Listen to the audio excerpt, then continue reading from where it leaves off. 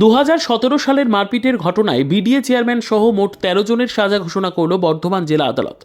13 জন আসামির মধ্যে কাকুলি গুপ্তকে 3 বছর সাজা দিয়েছেন আর 5,000 টাকা ফাইন করেছেন, আর বাকি 12 জনকে 10 বছরের সাজা দিয়ে 2017 একটি মারপিটের ঘটনায় বিডিএ চেয়ারম্যান ও পঞ্চায়েত সমিতির পূর্ত কর্মাধ্যক্ষ এবং স্থানীয় গ্রাম পঞ্চায়েতের প্রধান সহ মোট 13 জনের সাজা ঘোষণা করল শুক্রবার বর্ধমান জেলা আদালত। সাজা ঘোষণা হতেই তীব্র আলোড়ন পড়ে গেছে পূর্ব বর্ধমান জেলার রাজনীতিতে। কান্নায় ভেঙে পড়েছেন সাজাপ্রাপ্ত সকলের আত্মীয় স্বজন। সরকারি আইনজীবী সূত্রে জানা গেছে, বিডিএর চেয়ারম্যান তথা বর্ধমান 1 ব্লক তৃণমূলের সভাপতি কাকলি গুপ্ত তার শারীরিক অসুস্থতার কারণে তার 3 বছরের জেল এবং 5,000 টাকা জরিমানা ঘোষণা করেছে আদালত। এবং পঞ্চায়েত সমিতির পূর্ত কর্মাধ্যক্ষ তথা বর্ধমান 1 ব্লক তৃণমূল কংগ্রেসের যুব সভাপতি মানস ভট্টাচার্য ও গ্রাম পঞ্চায়েতের প্রধান কার্তিক বাগ সহ 12 জনের 10 বছরের কারাদণ্ড ঘোষণা করেছে আদালত। দেখুন, আজকে রায় হয়েছে যে মোট 13 জন আসামি ছিলেন, তার মধ্যে একজন আমাদের মহিলা আসামি ছিলেন কাকুলি। ওনার ক্ষেত্রে কোর্ট ওনার হেলথ কন্ডিশন দেখে উনি সত্যি মানে সিরিয়াসলি ইল এবং ওনার ক্যান্সারের পেশেন্ট, এবং ওনার এই ক্যান্সারের যে পেশেন্ট সেটা কন্টিনিউ চলছে ওনার ট্রিটমেন্ট বম্বেতে ক্যান্সার হসপিটালে, টাটা মেমোরিয়ালে। এইসব দিক চিন্তা করে কোর্ট কাকলি তাকে শুধুমাত্র 3 বছরের সাজা দিয়েছেন সেকশন 6 এবং 7-এ, আর আরেকটা যেটা সেকশন ছিল 340, সেক্ষেত্রে 1 মাসের যেটা কনকারেন্টলি চলবে, অর্থাৎ ওনার সর্বোচ্চ 3 বছরের পানিশমেন্ট হয়েছে। আর বাকি যারা রয়েছে তাদেরকে একই সেকশনে 10 বছরের পানিশমেন্ট দিয়েছে। আজ বর্ধমান আদালতে যাদের সাজা ঘোষণা করা হলো তারা হলেন Kakali Guptata, Anup Kumar Mondal, Manas Bhattacharya, SK Chandu, SK Jamal, Kartik Bag, Ganesh Bag, Anil Bag, SK Muktar, Sanjeev Prasad, Shambhu Singh, Atikul Rahman এবং সজল শর্মা। আসামি পক্ষের আইনজীবী বিশ্বজিৎ দাস জানান, 13 জন আসামির মধ্যে বর্ধমান উন্নয়ন সংস্থার চেয়ারপারসন কাকলি গুপ্ত তাকে 3 বছরের সাজা সহ 5,000 টাকা জরিমানা করেছেন বিচারক অরবিন্দ মিশ্র। বাকি 12 জনকে 10 বছরের সাজা ঘোষণা করেছেন।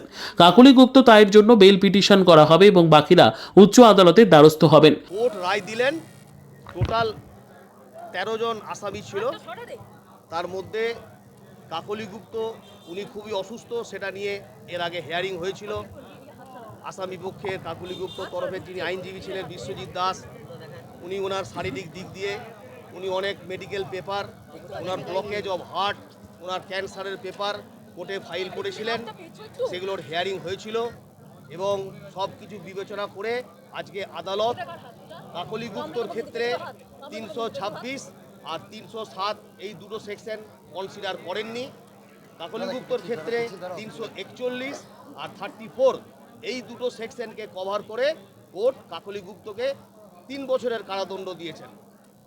আর বাকি যে 12 জন ছিল সেই 12 জনাকার ক্ষেত্রে 341, 307, 326 আর 34 এই ধারাগুলোকে কনসিডার করে বাকি 12 জন আসামির ক্ষেত্রে কোর্ট 10 বছরের কারাদণ্ড দিয়েছেন।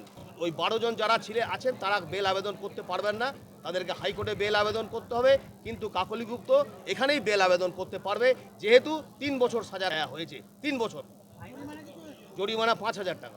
বলেছিলাম যে ওনাদের যে জিনিস আমি দেখতে পেয়েছি, যা রেকর্ড স্ক্যান করে আমি যেগুলো পেয়েছি, আমি 10 বছরের সাজাটা চেয়েছিলাম, আপ টু 10 ইয়ার্স সকলের।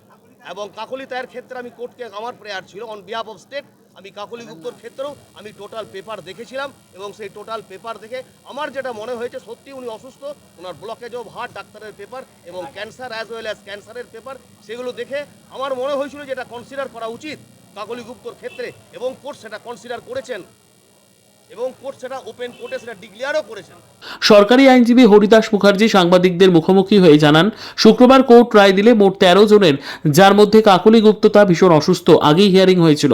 ওনার যিনি আইনজীবী ছিলেন তিনি শারীরিক দিক থেকে নানান রকম পেপার জমা করেছেন, যেমন ক্যান্সারের রিপোর্ট, ব্লকেজ হার্ট, এবং সেগুলোর হিয়ারিং হয়েছিল।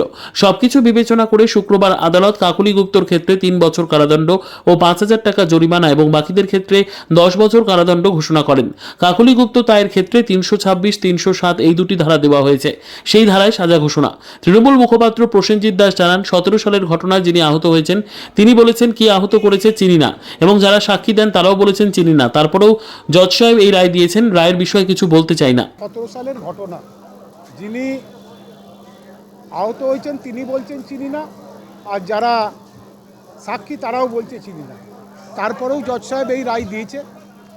নিশ্চয়ই এই রায়ের এগেনস্টে আমি কিছু বলতে চাই না, তবে আমরা আমাদের একঝাঁক ব্লক নেতৃত্ব তাদের পাশে আমরা আছি। আমরা নিশ্চয়ই আশা রাখি যে উচ্চ আদালতে এরা নির্দোষ প্রমাণিত হবে, কারণ তৃণমূল কংগ্রেসে ওইভাবে কোনো নেতৃত্ব তৈরি হয় না, কারণ এখানে বুথ স্তরে যারা আছে তারাই দলকে পরিচালনা করে, আর সর্বোচ্চ নেতৃত্ব মমতা ব্যানার্জি, অভিষেক বন্দ্যোপাধ্যায়। অসুবিধার কিছু নাই, তবে হ্যাঁ সাময়িক আমাদের একটা আঘাত, কারণ একঝাঁক নেতৃত্ব তারা। তবে এটুকু আমাদের আশা যে উচ্চ আদালতে আমরা নিশ্চয়ই এদের নির্দোষ প্রমাণ করে আবার আমাদের সংগঠনের কাজে ফিরিয়ে আনতে পারব। Bureau report, PB news. Dream life hospital, ঠিকানা বর্ধমান রাজ কলেজ মোড়। যে কোনো রকমের চিকিৎসার বিশ্বস্ত প্রতিষ্ঠান ড্রিম লাইফ হসপিটাল খুবই কম খরচে বিশ্বমানের চিকিৎসা প্রদান করে থাকে। উন্নত মানের ওয়ার্ড কেবিন, পরিষ্কার পরিচ্ছন্ন পরিবেশ দ্বারা সুসজ্জিত চিকিৎসা ব্যবস্থা ড্রিম লাইফ হসপিটালে। বিদেশি মেশিন দ্বারা আইসিইউ, অপারেশন থিয়েটার এবং প্যাথোলজি ল্যাব 24 ঘন্টায় নিয়োজিত। এছাড়াও স্বাস্থ্য সাথী কার্ডেও পরিষেবা প্রদান করা হয়। উন্নত মানের পরিষেবা প্রদান করার জন্য আমাদের ডাক্তারবাবু, মেডিকেল স্টাফ এবং সিস্টাররা সকলেই বদ্ধপরিকর। যোগাযোগ করুন 7319525110 অথবা 9734762221 এই নম্বরে।